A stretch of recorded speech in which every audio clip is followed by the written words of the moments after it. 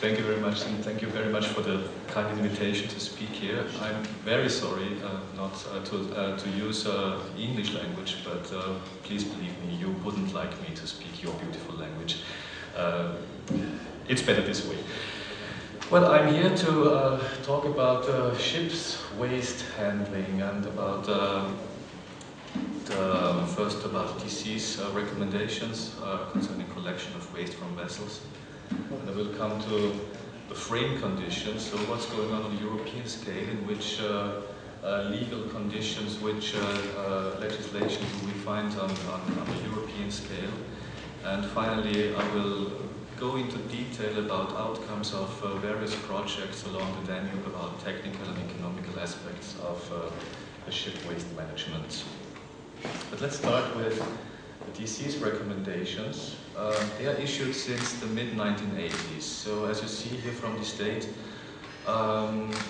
this was at the very beginning of the green movement. At the beginning of the 80s, all over Europe and maybe also all over the world, the green movements were born, and we have this here in the national legislation. And this was also the time when the Danube Commission wanted to take care about the waste management, about the waste collection of the vessels. We have these recommendations in our 3 official languages, so German, Russian and French, and since 2009 we also offer an English translation. These recommendations were last updated and published in 2011, but they are constantly under revision, and they will be constantly adapted. They have 6 chapters plus an annex. The annex is a list of substances which are allowed to be spoiled to the river, and we have an own and a special expert group meeting once a year just for that issues.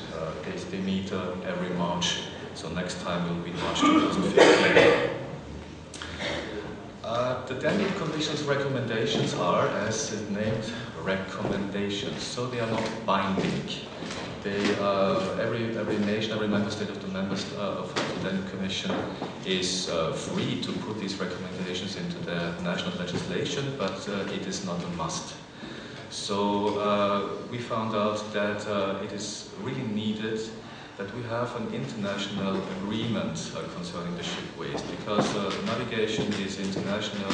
The waste of the ships, of the vessels, transported over borders, so we need an international basis for this kind of stuff, and therefore most of our member states gathered together in 2 main projects concerning the ship waste treatment.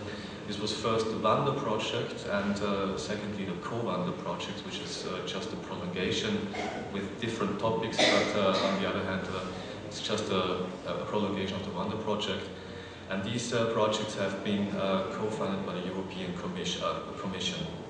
In these projects, the DC recommendation has been taken into close consideration, and as I also already said, the common principle is the international cooperation.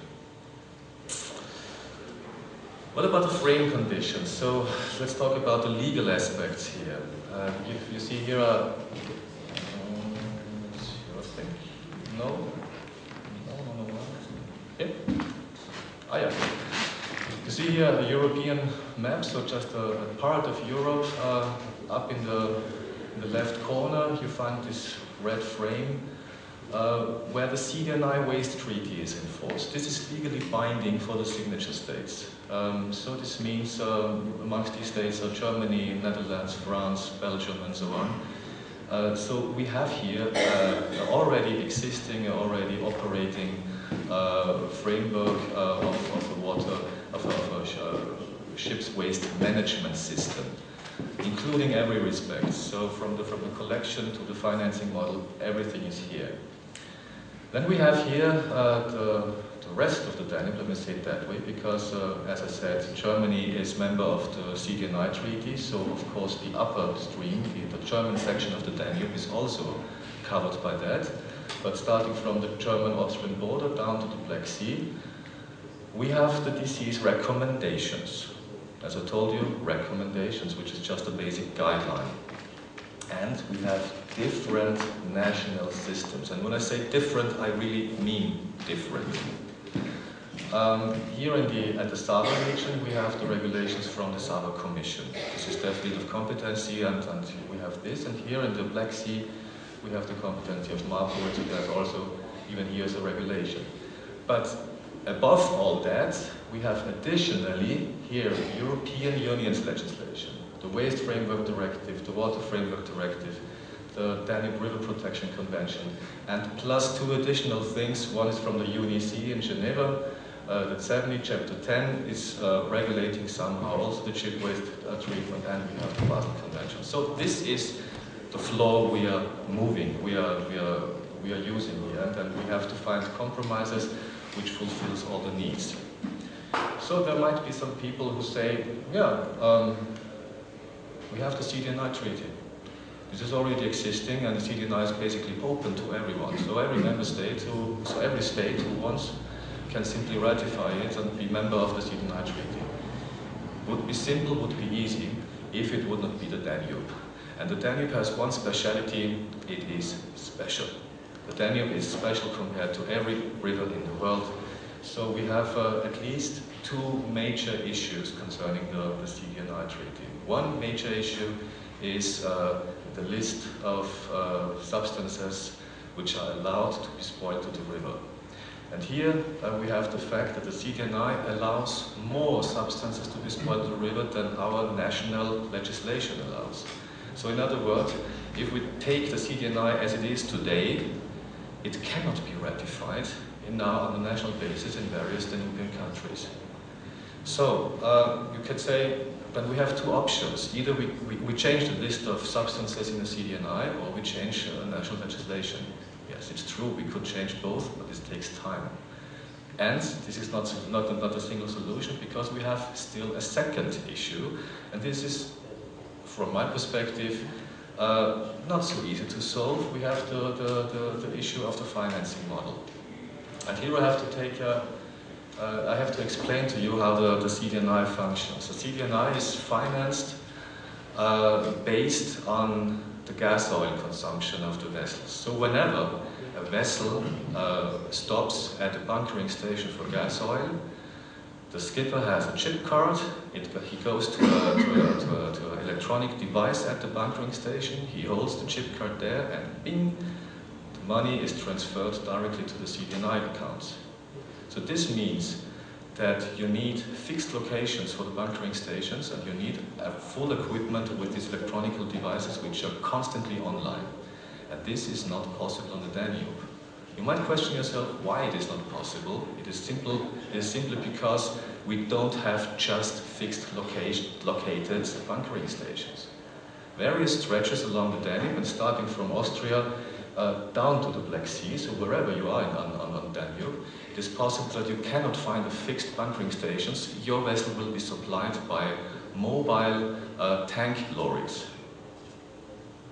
And this is a completely different approach. You cannot supply these tank lorries with these electronic devices which are constantly online. This is a technical problem which we cannot solve from one day to another, so this is really an issue. And that was the reason why most of our member states and most of the Danubian countries gathered together in projects in elaborating a different approach which could suit better to what we need on the Danube. In the end, and this is maybe a slide which I should show you after my presentation, but this is one of the major results of the Kuvanda project. In the end, the state shall develop an infrastructure for the disposal of the ships, and it shall develop the organizational, financial, and also other provisions which are necessary for the implementation of these recommendations. And these results of this Kuvanda project, which has been finished in September this year, will be presented in March next year at our expert group, and we will find some input, hopefully, to our recommendations.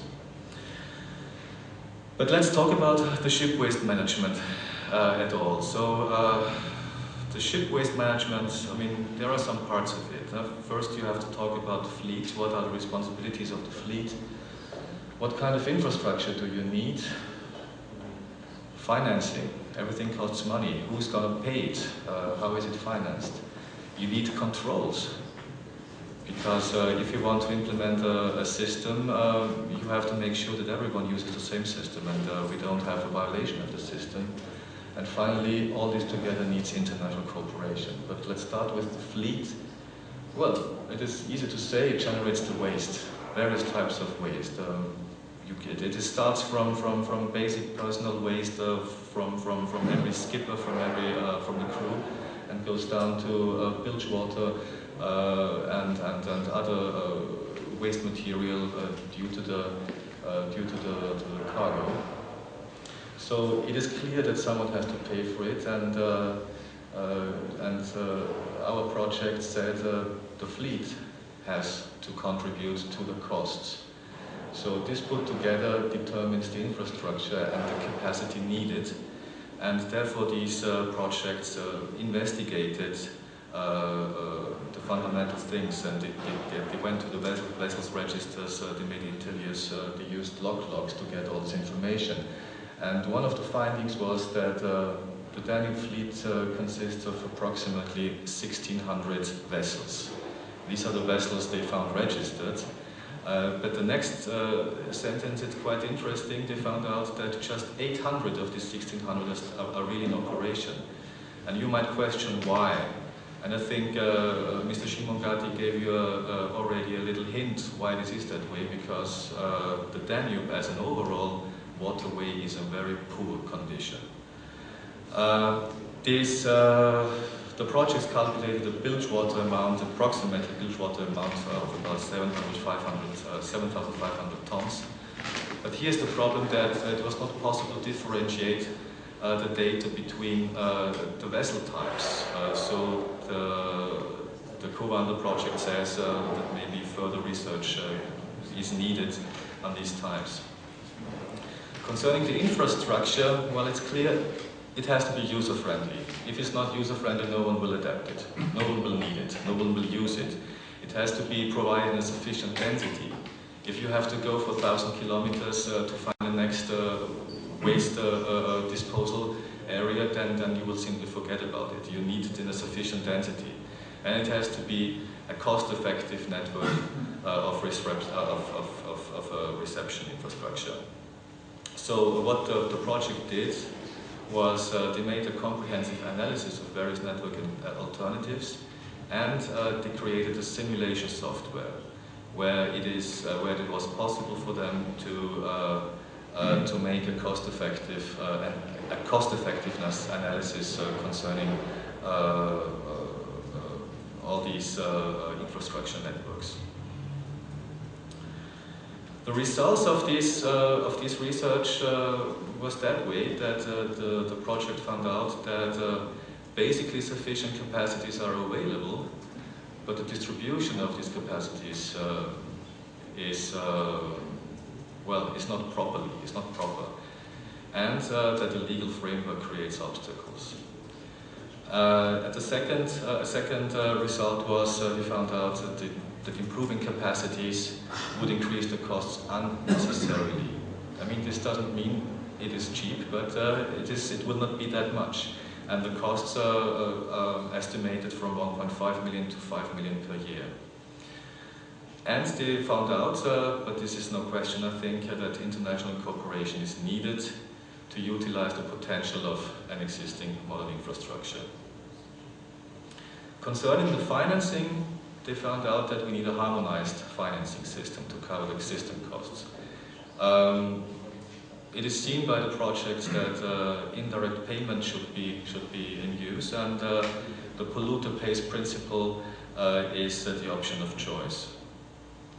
And it should be, the financing model should also be that way that it encourages waste prevention. So the less you produce waste, the cheaper it will be for the end user, for the vessels. Yeah? And therefore they tried to implement a vignette system with the needed vignette pricing scheme.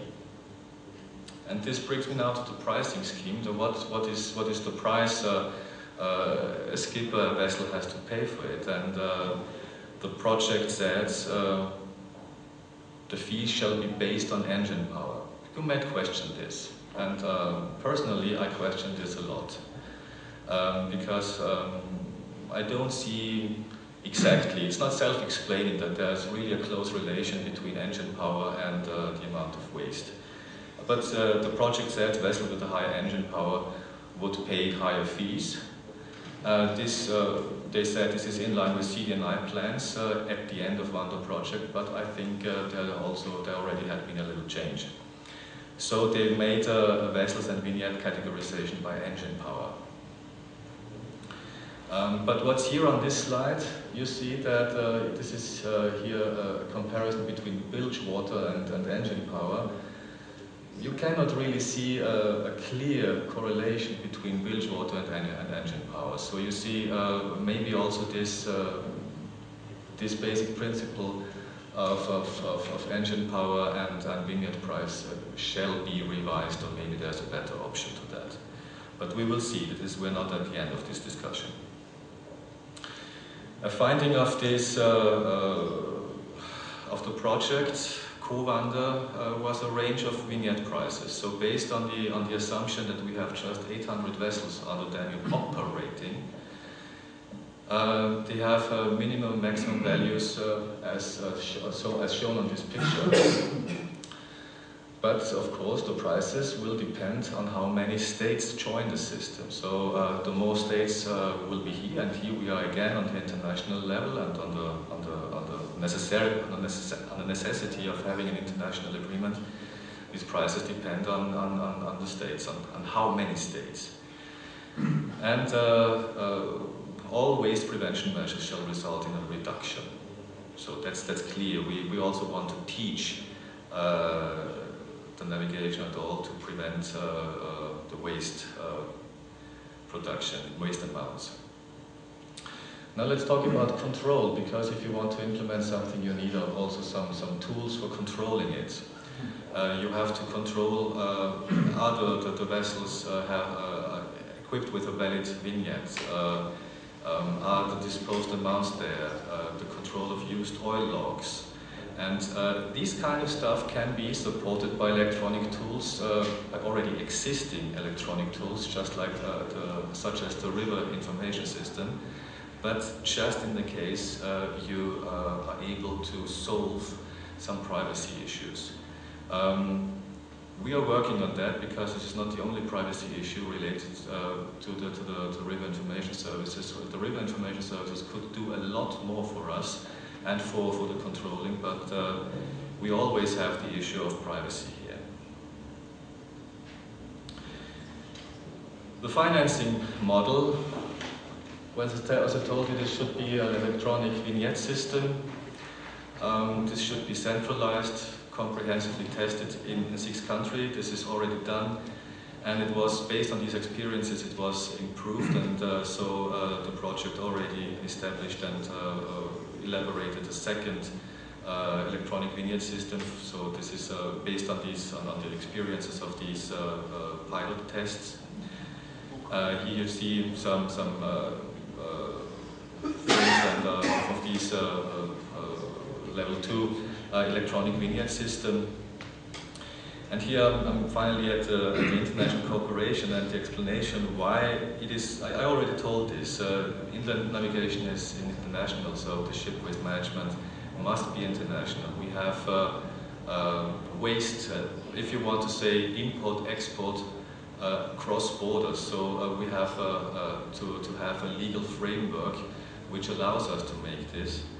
So we need a legal, technical, economical cooperation on the international scale.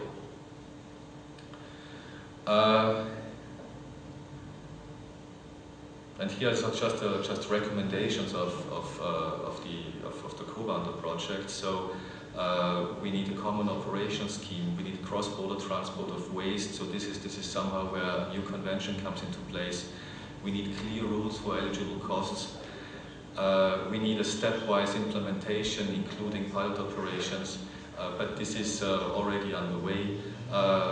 Maybe we can speak about discounts for environmental friendly vessels, and the fee shall be collected at once, says the project. This is not not completely in line with the DC recommendations, but we will see in March. Maybe we can change that. The key messages are that the tools to implement the systems are already available. The states have to show the political will to implement a common ship waste management system.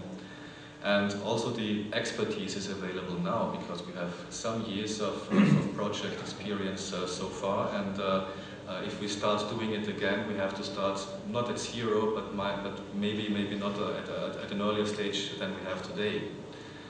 And the current recommendation can be used as a strategic guideline at the moment, but we still have a lack of legally binding international agreement. Therefore, it was quite needed that we have these two European projects and subsequently an international agreement in operation coordination on international level is necessary.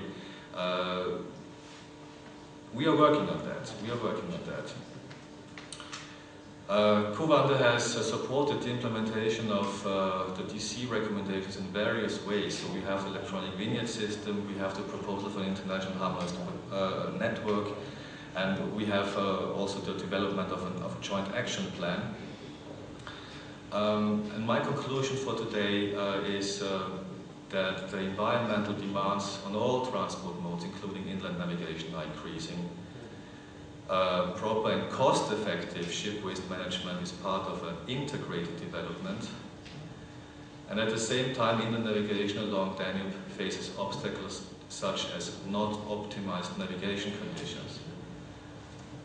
So therefore, we still have two main goals. First is, in my view, to ensure good navigation condition, and secondly, to improve environmental protection of the waterway, because the better the navigation conditions is, the better is also the ecological performance of our fleet. Thank you very much for your attention. I'm very glad to speak to you.